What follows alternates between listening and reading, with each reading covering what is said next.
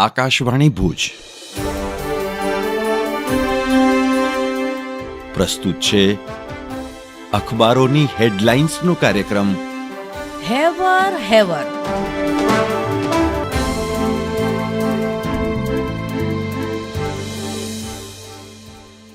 નમસ્કાર, હું ચિત્રા ચૌધરી. કચ્છ મિત્રના પહેલા પાને હેડલાઇન છે: ઈરાનનો ઇઝરાયલ પર મોટો ડ્રોન મિસાઇલ હુમલો. ઈરાને 30થી વધુ ક્રૂઝ અને 120થી વધુ બેલિસ્ટિક મિસાઇલો દાગી.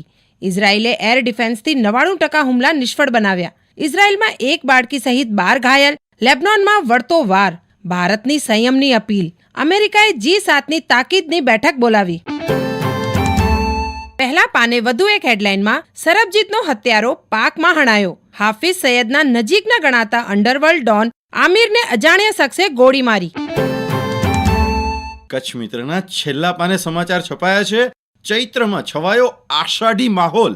અંજારમાં 2.25, ગાંધીધામ ગાગોદરમાં 2 ઇંચ. કચ્છમાં સતત બીજા દિવસે ભારે પવન ગાજવીજ સાથે 4 તાલુકામાં તોફાની વરસાદ. કેટલાક સ્થળે કરા પડ્યા. અંજારમાં સ્વામિનારાયણ મંદિર ઉત્સવના મંડપમાં મોટી નુકસાની. અંજારમાં ઘરોમાં પાણી ઘૂસતા તત્કાળ નિકાલની વ્યવસ્થા ગોઠવાઈ. હજુ આજે પણ વરસાદની આગાહી.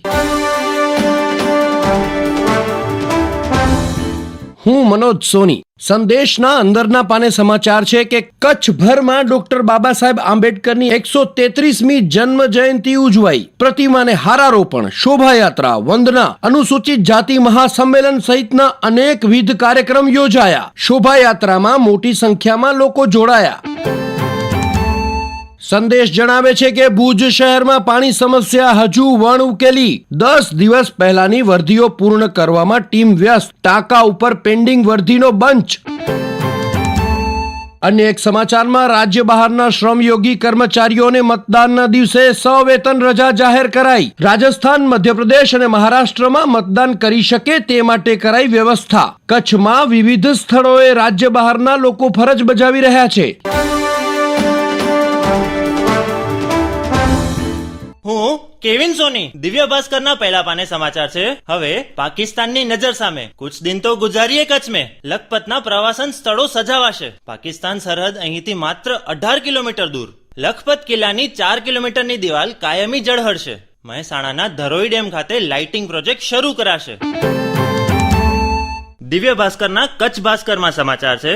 મુન્દ્રામાં 22 ગામોમાં રિચાર્જ બોરવેલ ખેડૂતો માટે મીઠી વીરડી. 250 રિચાર્જ બોર મંજૂર કરાયા છે, જેમાંથી 125 તો બની પણ ગયા. દરિયાઈ ખારાશના આક્રમણ સામે ટકી રહેવા માટે સંજીવની રૂપ બન્યા બોર. ભૂગર્ભ જળ આવ્યા ઊંચા. હું રચના ઉપાધ્યાય. ગુજરાત સમાચારના પહેલા પાને સમાચાર છે. અમરનાથ યાત્રા માટે આજથી નોંધણી. 29 જૂનથી યાત્રા શરૂ. શ્રાઇન બોર્ડે યાત્રા માટે માર્ગદર્શિકા જાહેર કરી. યાત્રા 40 દિવસ 19 ઓગસ્ટ સુધી ચાલશે. નોંધણી માટે પ્રતિ વ્યક્તિ ₹150નો ચાર્જ વસૂલાશે.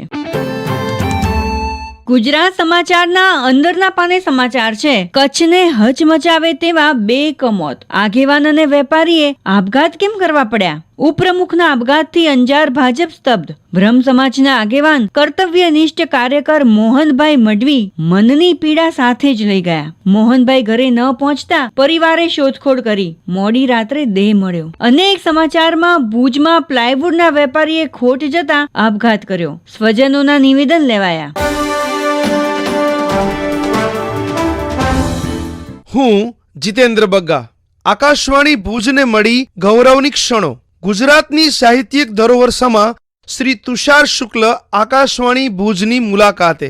ગઈકાલે લેખક, ઉદ્ઘોષક, આકાશવાણી રાજકોટ કેન્દ્રના પૂર્વ નિયામક અને કવિ તુષારભાઈ શુક્લના વર્કશોપનું આકાશવાણી ભુજ ખાતે આયોજન કરવામાં આવ્યું હતું. ગુજરાતી ભાષાનું ગૌરવ હોવું એક ગુજરાતી તરીકેની આપણી ઓળખ છે. વધુમાં તેમણે ગુજરાતી ભાષા શુદ્ધિ અને શબ્દભંડોળનું મહત્વ આકાશવાણી પરિવારને એકદમ સહજ શૈલીમાં સમજાવ્યું હતું. આકાશવાણી સાથેના જૂના સંસ્મરણોની પણ યાદ તાજા કરી હતી. તુષારભાઈ શુક્લે તેમના અનુભવોનો ભાથું આકાશવાણી પરિવારને આપ્યું, જે એક યાદગાર પળ હતી, જેના સાક્ષી બનવાનો આકાશવાણી પરિવારને લહાવો મળ્યો હતો. આ વર્કશોપમાં જયેશ રાવલ, ભરત ચતવાણી, મનોજ સોની, વિમલ ઉપાધ્યાય, સમાચાર વાચકો, ઉદ્ઘોષક સહિત આકાશવાણી પરિવાર જોડાયો હતો.